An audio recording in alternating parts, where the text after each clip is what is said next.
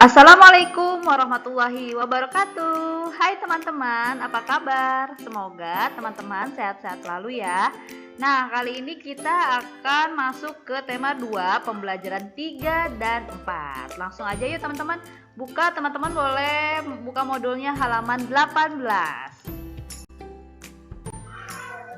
Nah, teman-teman, buka halaman 18 ya. Saat berada di lapangan, rambutku sering bergerak. Sumber energi apa yang membuat rambutku bergerak? Ayo kita cari tahu ya teman-teman. Siti memiliki kincir yang terbuat dari kertas. Ia senang memainkannya. Kincirnya berputar jika tertiup angin. Siti belajar membuat kincir angin dari ayahnya. Menurut ayahnya, kincir angin yang sebenarnya bisa digunakan untuk menggerakkan alat penumbuk padi atau gandum. Selain itu, juga bisa digunakan untuk menggerakkan alat untuk memompa air. Maukah kamu memiliki kincir seperti kepunyaan Siti? Ayo kita membuat kincir sederhana dari bahan kertas atau plastik. Ikuti langkah-langkah pembuatannya di bawah ini.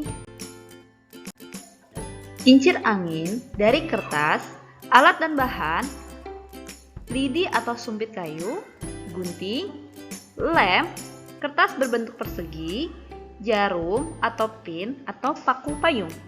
Langkah-langkah pembuatannya, ambil kertas lalu ikuti instruksi pada gambar. Setelah baling-baling kertas siap, tempelkan ke ujung sumpit menggunakan jarum. Pastikan baling-baling bisa berputar. Kincir angin dari plastik. Alat dan bahan, botol plastik bekas, gabus bekas, tutup botol, lidi atau sumpit, dan gunting. Langkah-langkah pembuatan, gunting botol plastik menjadi 4 bentuk persegi untuk baling-baling. Buatlah 4 sayatan sepanjang baling-baling plastik, atur agar jaraknya sama. Masukkan baling-baling ke dalam setiap sayatan tersebut. Pasang sumpit atau lidi di bagian tengah gabus. Kincir siap digunakan. Tambahan, potongan bagian dasar botol, buat 2 lubang di sisi kanan dan kiri badan botol. Masukkan dan pasangkan baling-baling plastik ke dalamnya. Teman-teman dapat menonton video percobaan membuat kincir air dan angin terlebih dahulu, lalu dapat melanjutkan video ini untuk mengisi worksheet di modul. Video percobaan sudah dikirimkan melalui grup WhatsApp kelas 4 bersamaan dengan video ini. Dan mintalah ayah atau bundamu untuk menunjukkan video tersebut.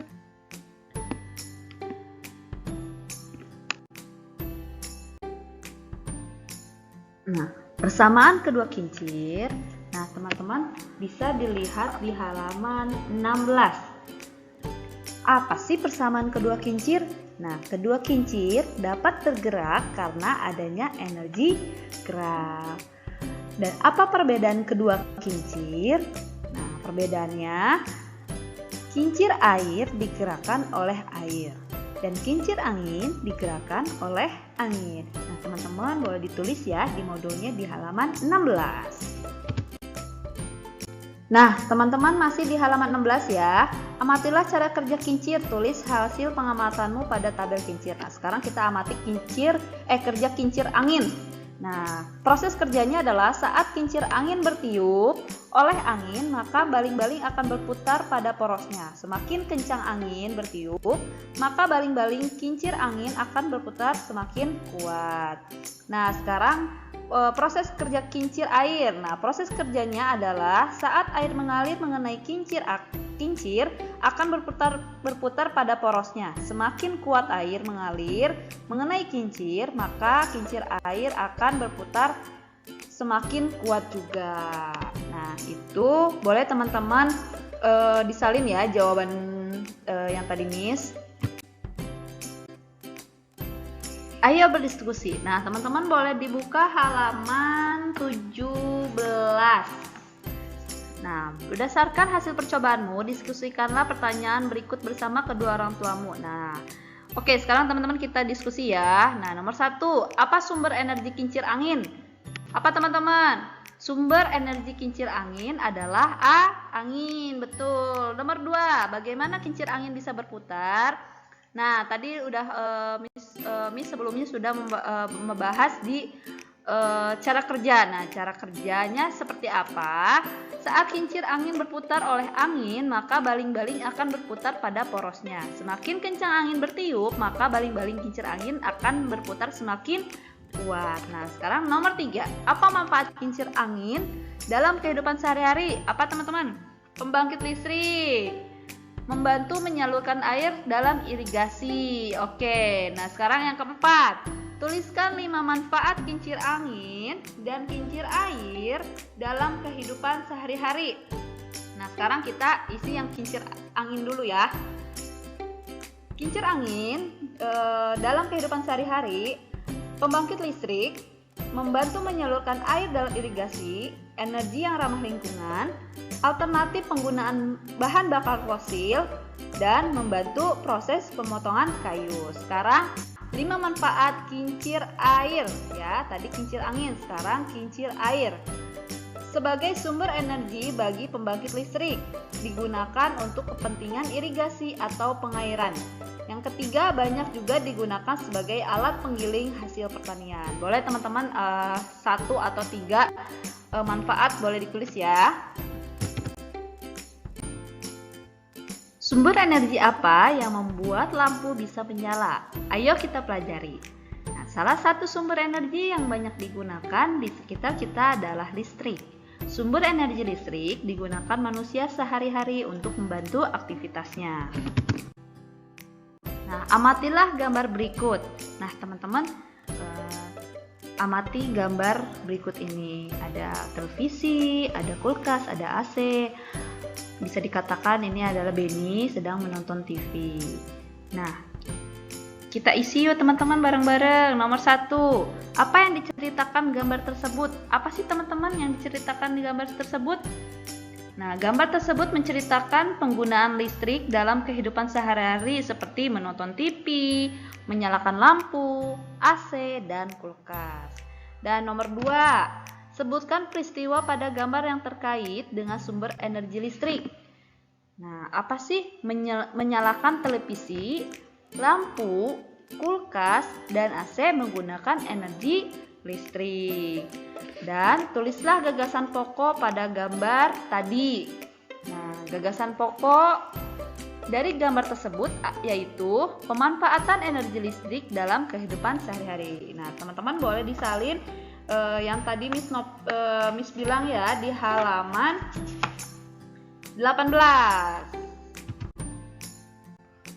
Nah, teman-teman di sini ada gambar A. Nah, amatilah gambar berikut ini. Nah, di situ ada gambar seorang anak sedang menonton TV dalam keadaan TV dan laptop menyala. Nah, kita isi nomor 1 ya teman-teman. Apakah kita berhak menyalakan TV? Jelaskan.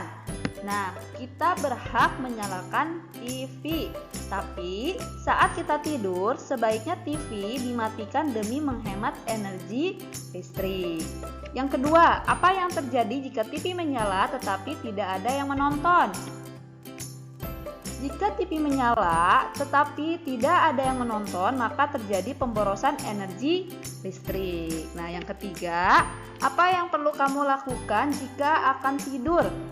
Nah, jika kita akan tidur, sebaiknya semua alat elektronik dimatikan. Peralatan listrik yang tidak digunakan juga harus dimatikan. Apa yang perlu diperbaiki dari sikap pada gambar di atas? Apa sih teman-teman? Nah, yang perlu diperbaiki adalah sikap kita dalam memanfaatkan energi listrik. Kita harus menggunakannya dengan bijak dan hemat. Jangan menggunakan energi listrik dengan boros. Di sini ada gambar B. Nah, itu gambar B tentang apa sih teman-teman? Sebuah keluarga yang sedang menonton TV bersama. Nah, kita langsung ke nomor 1. Apakah kita berhak menyalakan TV? Jelaskan. Ya, kita berhak menyalakan TV karena melalui televisi kita bisa mendapatkan informasi, pengetahuan, dan hiburan. Nah, teman-teman boleh dibuka halaman 19 ya. Nah, nomor 2, apa manfaat kita menonton TV bersama-sama anggota keluarga?